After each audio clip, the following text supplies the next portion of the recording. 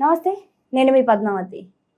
అంచెలంచెలుగా ఎదుగుతున్న బంగారం రేట్లు. అసలు ఈ బంగారం రేట్లు తగ్గుతాయంటారా? ఇంకా పెరుగుతాయంటారా? అసలు రాను రాను గోల్డ్ రేట్లు చూస్తుంటే ప్రెజెంట్ ఇప్పుడు 1,00,000 ఉంది. ఇంకా ముందు ముందు ఇది 1,20,000 లేదా 1,50,000, 2,00,000లకు కూడా చేరుకునే అవకాశం ఉంది అని అంటున్నారు. ఒకవేళ అదే జరిగిందంటే గనక బంగారం సామాన్య ప్రజలకు అందని ద్రాక్ష పండే అని అంటున్నారు. సో మరి దీని గురించి పూర్తి వివరాల్లోకి వెళ్ళిపోదాం. అయితే ఈరోజు మనతో పాటు ప్రముఖ ఆధ్యాత్మికవేత్త డాక్టర్ ముల్లపూడి సత్యనారాయణ గారు ఉన్నారు. మరి ఆయనతో మాట్లాడేద్దాం. నమస్కారం గురుగారు. నమస్కారం మా పద్మావతి. గురుగారు, అసలు గోల్డ్ రేట్ ప్రెసెంట్ చూసుకుంటే 1,00,000 చేరుకుంది. అక్షరాల 1,00,000.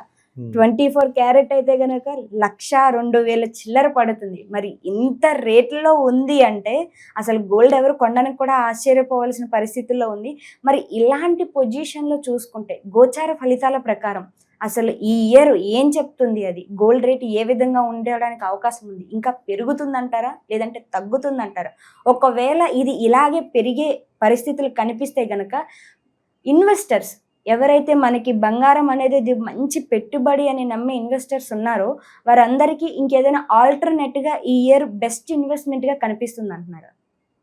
అవును, మనకి ఈ విశ్వావసు నామ సంవత్సరంలో మంత్రి చంద్రుడిగా ఉన్నాడు. అందువల్ల చంద్రుడు మంత్రిగా ఉన్నప్పుడు ఏమవుతుందంటే బంగారం రేట్లు పెరుగుతాయి. ఓకే. తర్వాత అర్ఘాధిపతి రవి అయ్యాడు. అర్ఘాధిపతి రవిగా ఉన్నప్పుడు కూడా బంగారం రేట్లు పెరుగుతాయి. అలాగే సస్యాధిపతి అని ఉంటాడు, అందులో పూర్వ సస్యాధిపతి గురుడు. ఈ గురుడు కూడా రేట్లు బంగారం పెరుగుతుంది. ఎప్పుడు కూడా బంగారం రేట్లు తగ్గడం అనేది ఉండదమ్మా. బంగారం రేట్లు పెరుగుతానే క్రమేపీ ఉంటాయి. గురుడు మనకి అన్ని రాష్ట్రాల వారికి కూడా పూర్వ సస్యాధిపతిగా గురుడు ఉన్నాడు కాబట్టి రేట్లు పెరుగుతాయి. బాగుంది. ఇప్పుడు 1,02,000కి వచ్చింది. అవును. ఇకపోతే ఇలా శాచురేటెడ్ స్టేజ్ అని ఒకటి ఉంటుంది. ఆ శాచురేటెడ్ స్టేజ్కి దాటిపోతే అంతే, అంతకంటే మించి ఇది వేస్ట్ అని ప్రజలు నిర్ణయించేస్తారు. ఆటోమేటిక్గా డౌన్ఫాల్ అయిపోద్ది. ఎలా అంటే ఇప్పుడు భూమి వచ్చేసింది అప్పట్లో హైదరాబాద్ స్థలాలు తెగ రేట్లు వాళ్ళకి వేళ పెట్టేసుకున్నారు. గజానికి 2,00,000 3,00,000 అనే అపార్ట్మెంట్ ఏమో 2 కోట్లు 3 కోట్లు వీళ్ళ ఇష్టం బిల్డర్లు. ఇప్పుడు వీళ్ళంతా కూడా బిల్డర్లు రియల్ ఎస్టేట్ చేస్తున్న వాళ్ళు అడుక్కుంటున్నారు. బేరాలు ఏమన్నా గురుగారు నోటి దగ్గరికి వచ్చి ఆగిపోతున్నాయండి, అవ్వట్లేదండి అని. అంటే వీళ్ళు చేసిన మాయాజాలం ఏంటంటే అప్పట్లో వాళ్ళు విపరీతమైన దొంగ భూమిని పెంచేశారనమాట. సామాన్య మనిషి ఏమైపోలే, సాఫ్ట్వేర్ వాళ్ళు కొన్నారనుకో వీళ్ళకి మరి మామూలు మనిషికి అంత డబ్బులు ఎలా వస్తాయి? రావు. అలా సర్వనాశనం చేశారు రియల్ ఎస్టేట్ ఏరియాని. భూమి ఎప్పుడు రేటు పెరుగుతూనే ఉంటుంది అనుకో, అది దానివల్ల మొత్తం రేట్లు కొంటా ఉంటారు. ఇప్పుడు బంగారం మీద పడ్డారనమాట. ఇప్పుడు ఈ బంగారం రేట్లు కూడా మరి ఈ శుభకార్యాలకి బంగారం కామను. తర్వాత ఇప్పుడు నాకు తెలిసిన వాళ్ళు మన వాళ్ళంతా కూడా మణికంఠారు ఉన్నాడు. ఇప్పుడు బుడ్డ మణికంఠ పుడతాడు. ఏ ఇన్వెస్ట్మెంట్ కోసం ఏం చేస్తాడు? పిల్లలకి దాచుకుంటారు బంగారం. ఇలా పెళ్లిళ్ళు అయ్యేటటువంటి వాళ్ళు, ఎంగేజ్మెంట్ అయినటువంటి వాళ్ళు, శుభకార్యాలు, ఆడపిల్లలకి అక్షయ తృతీయ ఉందండి. అక్షయ తృతీయకి ముందుగానే పెరిగింది బంగారం రేటు. అక్షయ తృతీయకి ముందుగానే పెరిగిపోయింది. ఈ అక్షయ తృతీయ ఇవన్నీ ఉన్నాయి నాయన అంటే బంగారం కొనడం కంపల్సరీ పురాణాల్లో చెప్పారంటారు. అక్షయ తృతీయకి అసలు ఏ పురాణంలో కూడా చెప్పబడలేదు. ఆ రోజున లక్ష్మీదేవి పుట్టినరోజు, అందువలన అక్షర సాగర మదనం చేస్తుంటే లక్ష్మీ అమ్మవారు పుట్టింది.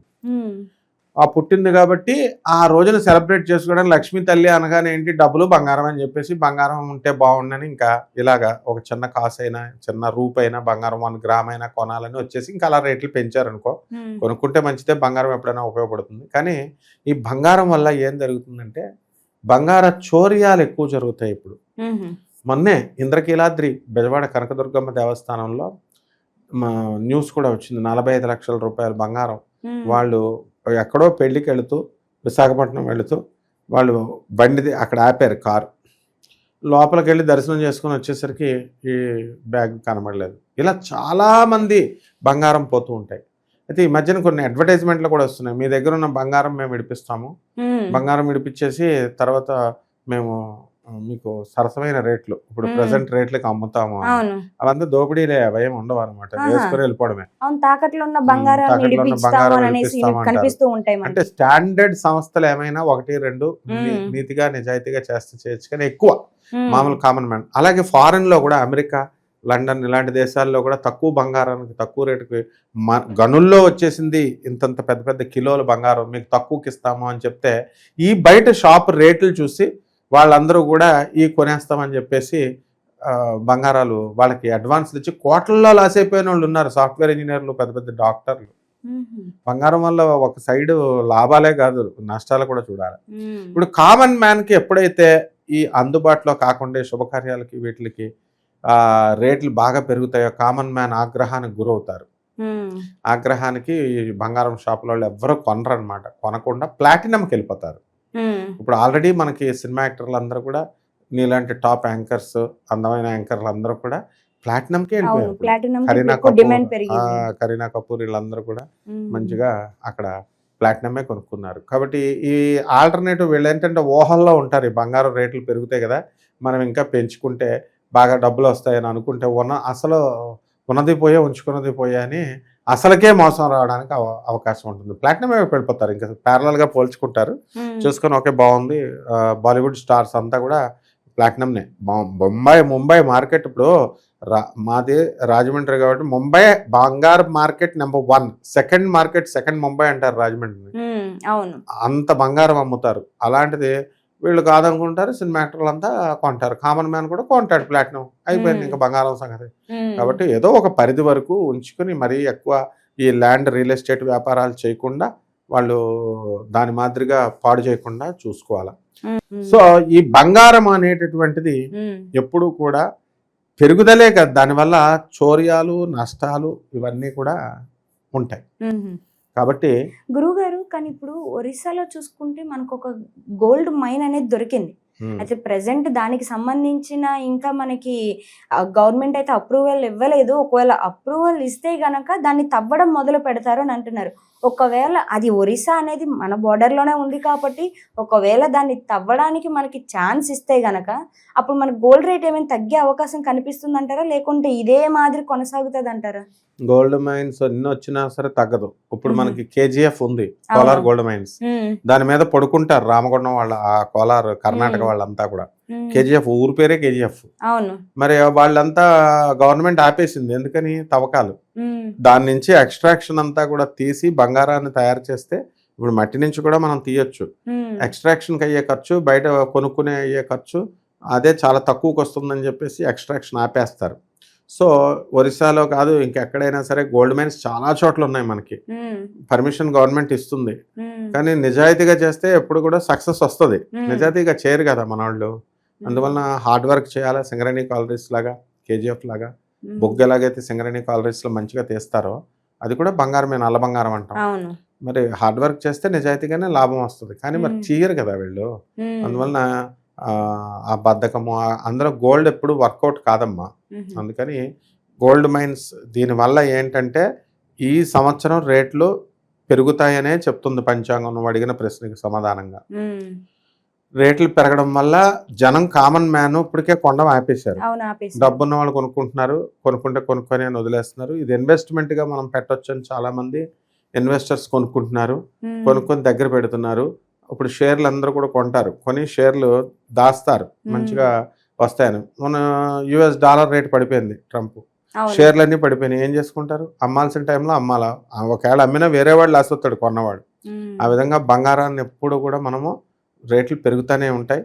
కాకపోతే ఇంకా ఒక ఫిక్స్డ్గా అది ఉంచేసేయాలి. అలా మ్మ్. ఉంచకుండా బాగా అబ్నార్మల్గా కనుక పెంచితే లాస్ అవుతారు, కామన్ మ్యాన్ ఆగ్రహానికి గురవుతారు. మ్మ్. కాబట్టి స్వల్పంగా ఈ సంవత్సరం మీరు అందరూ అంటున్నట్టుగా 1,20,000 1,50,000 అవ్వదు, కానీ బంగారం మ్మ్. నా అంచనా ప్రకారం ₹1,00,000 ఉందంటున్నావు కదా, ఇప్పుడు 1,02,000 ఉంటుంది అంటున్నావు మ్మ్. కదా, ఆ 1,05,000 దగ్గర స్టాప్ అయిపోద్ది అంతే. ఎక్కువ పెంచితే ప్రజల యొక్క ఆగ్రహానికి గురవుతారు. మ్మ్. కాబట్టి బంగారం రేటు పెరిగినా ప్రజల సామాన్య మనిషికి బంగారం షాపులో ఏం పిచ్చోళ్ళు కాదు, స్వర్ణకారులు. ఇప్పుడు ఎందుకు నీకు బయట మార్కెట్లో తిరుగుతారు, మేము బంగారం షైనింగ్ పెడతామని. అందులో ఒక సాల్వెంట్ ఏదో రాసి బంగారం ఆక్వారీచియా అని ఒకటి ఉంటుంది, HCl నైట్రిక్ యాసిడ్, ఈ రెండిటిని 1:3 రేషియోలో కలిపితే బంగారాన్ని లాగేస్తుంది. ఆ విధంగా మోసాలు చేస్తారు. ఇలాంటి మోసాలు ఎక్కువైపోతాయి దీనివల్ల. అందుకనే చంద్రుడు ఈ సంవత్సరం ఏమాడు మంత్రి అయ్యాడు. మోసాలు ఎక్కువ అవుతాయి, ధన నష్టాలు ఎక్కువ అవుతాయి, బంగారు నష్టాలు ఎక్కువ అవుతాయని కూడా సూచిస్తుంది. చాలా చక్కగా వివరించారు సార్. అయితే ఈ శుభకార్యాల విషయంలో కొనాలి తప్పనిసరి పరిస్థితి అంటే కొనడమే తప్ప దీని మీద ఇన్వెస్ట్మెంట్ చేసుకోవాలి ఫ్యూచర్ కోసం అనుకుంటే కనుక అక్కడమే మంచిది మీరన్నట్టుగా కూడా. బట్ ఏది ఏమైనప్పటికీ గోల్డ్ రేట్ ఇలాగే పెరుగుకుంటూ పోతే రాను రాను ముందు ముందు కూడా ఎవరు గోల్డ్ మీద ఇన్వెస్ట్ చేయడం మానేసి ఇంకేదైనా ఆల్టర్నేటివ్ వెతుక్కునే అవకాశం అయితే కనిపిస్తుంది. బట్ ఏది ఏమైనప్పటికీ ఇది కూడా ఒక రకంగా ఇది మన దేశానికి కూడా ఒక మేలు చేసే పని అనుకోవాలో లేకుంటే ఇది కాస్త నష్టం కలిగిస్తుందని అనుకోవాలో. సో ఇది కూడా చూడాల్సి ఉంటుంది కాబట్టి ఇంత మంచి విషయాన్ని మాకు కూడా చెప్పినందుకు మీకు కూడా థ్యాంక్ యూ సో మచ్. ధన్యవాదాలు.